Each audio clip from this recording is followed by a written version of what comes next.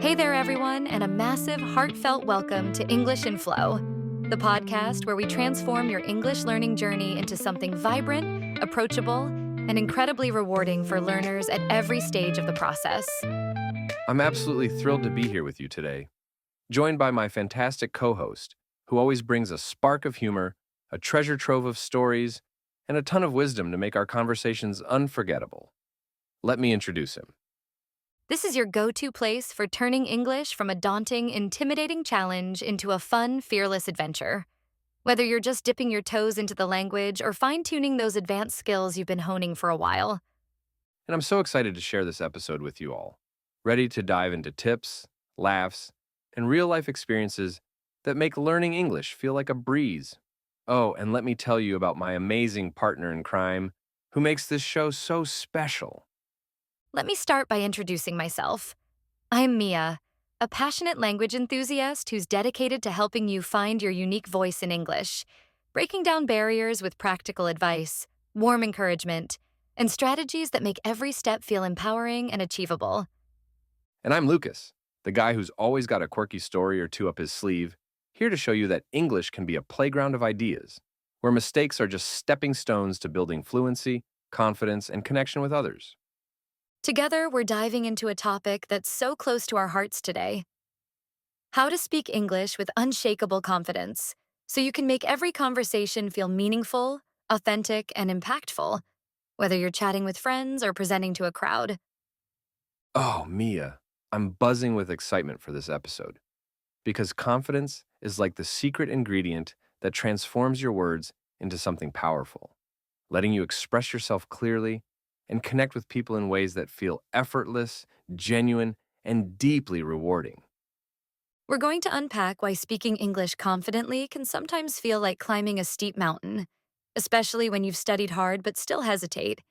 And trust me, we've both had our fair share of stumbles and fumbles along the way that we're eager to share.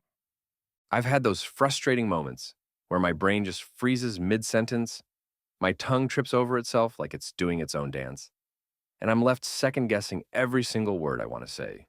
It's so disheartening, but honestly, it's such a common experience for learners everywhere. Confidence is like a magic key that unlocks your ability to share your thoughts boldly, express your ideas with clarity, and shine in any situation. From casual coffee shop chats with new friends to high-stakes presentations at work or school that can open new doors. But here's the beautiful truth we want to share with you, dear listeners. Confidence isn't something you're just born with, like a natural talent. It's a skill you can nurture, grow, and master with the right practice, mindset, and a sprinkle of courage every single day. This episode is all about helping you find that spark of self-assurance so you can speak English with boldness, charm, and a sense of ease, no matter what fears or challenges are holding you back in this moment. And we're going to guide you through it with practical, step-by-step strategies that you can start using right away to transform how you communicate, feel about yourself, and show up in English-speaking situations. Sometimes, even when you've memorized all the grammar rules, conjugated every verb perfectly, and built a hefty vocabulary list, the words just refuse to flow when it's time to open your mouth and speak in a real, live conversation with someone. Plus, we've put together a fantastic free PDF guide packed with exercises, useful phrases, and actionable tips to supercharge your confidence. Make sure to grab it from the link in the description so you can dive deeper into today's lessons. That's exactly what we're tackling today. Uncovering those sneaky barriers that keep you from speaking freely and breaking them down with tools that make English feel natural, empowering, and even downright enjoyable every time you use it. Haha, you're really putting me on the spot here. But okay, I'll share a classic blunder from my early days that I'll probably never live down.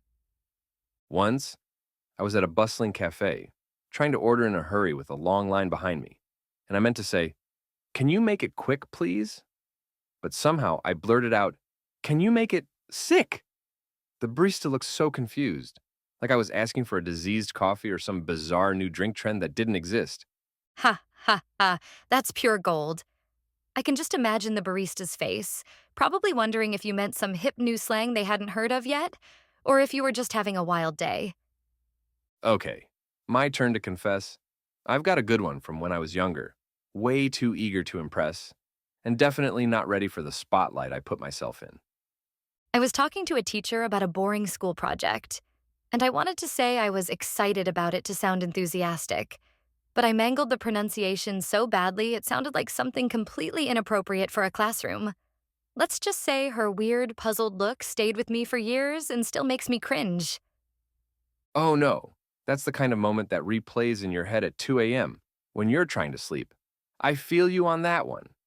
See, listeners, we've all been there, tripping over our words, making silly mistakes, and surviving to laugh about it later. Those moments are just part of the journey to fluency and shouldn't hold you back. So let's dive into what holds people back from speaking confidently, because understanding those barriers is the first step to smashing through them and finding your voice. One big culprit is overthinking. Have you ever caught yourself getting stuck in your head during a conversation, analyzing every little detail before you speak? Ugh, yes. All the time when I was starting out, I'd spend so much time in my brain like, is this grammar correct? Did I pick the right tense? What if I sound weird or confuse everyone? By the time I figured it out, the conversation had moved on. People were talking about something else, and I'd missed my chance to say anything at all. It was so discouraging and made me feel invisible. That's such a common trap for learners. You're not really in the conversation. You're playing grammar police with yourself, analyzing every word before it even leaves your mouth, and it steals your focus from connecting. Native speakers don't do that. They just dive in and talk, letting the words flow even if it's not flawless. Because communication is about sharing ideas and building connection, not chasing perfection. So true, it's about letting go of that inner critic and trusting yourself to get the message across, even if it's a little messy or imperfect at first. That's how you grow. Another thing that kills confidence is comparing yourself to others. Have you ever felt that sting of self doubt when you hear someone else speak? Oh, absolutely. I'd hear someone speaking English fluently with that perfect accent and effortless flow and think, wow, I'll never sound like that. So why even bother trying? I'm so far behind. But I learned that everyone's on their own unique path, and comparing yourself just steals the joy from your own progress and makes you feel stuck when you're actually moving forward. Love that. Comparison really is the thief of joy, isn't it? Robbing you of the pride you should feel for your efforts. Instead of focusing on where you're not yet or how you stack up against others, it's so much more productive to celebrate where you're going and the small steps you're taking every day to get there. Small steps add up to big wins over time, and that's what keeps you moving forward with confidence, momentum, and a sense of accomplishment. Totally agree. Okay, so we've got fear of mistakes, overthinking, and comparison as major roadblocks. What else is out there tripping people up? Ooh, I'm all in for this.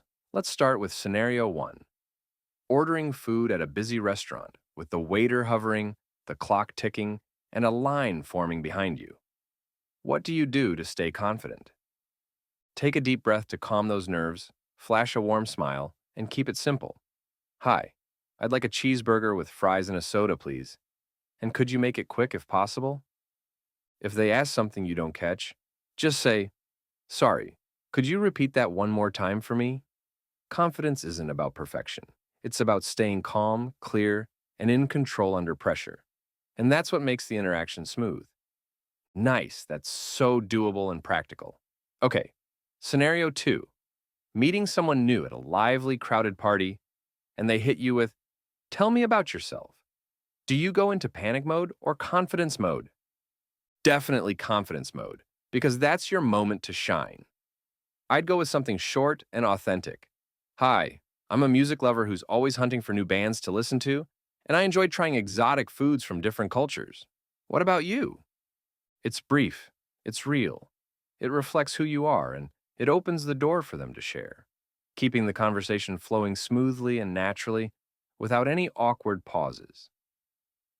Smooth move. That's the way to make a great first impression and build a connection right off the bat. Last one: a job interview in English, where the stakes are high, the nerves are through the roof, and you really want to stand out. How do you shine in that pressure cooker? Preparation is everything. Practice a few key sentences about your skills and why you want the job, like, I'm a hardworking problem solver with a passion for innovation. and I believe this role aligns perfectly with my goals to make a difference. Then, make eye contact. Smile warmly to show your enthusiasm, and let your genuine excitement shine through. It says you're confident and capable, even if your heart's racing a million miles an hour inside. Gold advice. Preparation plus a sprinkle of charm works every single time, no matter how intense the situation might feel. All right, we've covered so much ground today with tips, stories, and insights. Any final thoughts to wrap this up before we say goodbye? Just this. Confidence isn't about being flawless, never making a mistake, or sounding like a native speaker overnight. It's about showing up, trying your best, embracing every opportunity to grow, and letting your unique voice come through. Every single word you say in English, every attempt you make, is a step toward fluency. So be kind to yourself, keep practicing, and celebrate how far you're going on this incredible journey. Couldn't have said it better myself. That's the heart of what we're all about here at English in Flow, inspiring you to keep moving forward with courage. Okay, listeners, don't forget to grab our free PDF guide in the description. It's loaded with exercises, phrases, and more to keep your confidence soaring to new heights. And we'd love to hear from you. What's one thing holding you back from speaking English confidently? And how are you planning to tackle it with what you've learned today? Drop it in the comments below. Yeah, we're cheering you on every single step of the way, and we can't wait to read your stories, ideas, and victories. Let's keep the conversation flowing strong. If you loved this episode, hit that like button, share it with a friend who needs a confidence boost, and subscribe to English in Flow for more tips to make English your superpower every day. Thanks for joining us today, everyone. Keep practicing, keep shining, and we'll catch you in the next episode of English in Flow with more inspiration. Take care, stay bold, and speak English like you mean it. See you soon for another adventure in learning.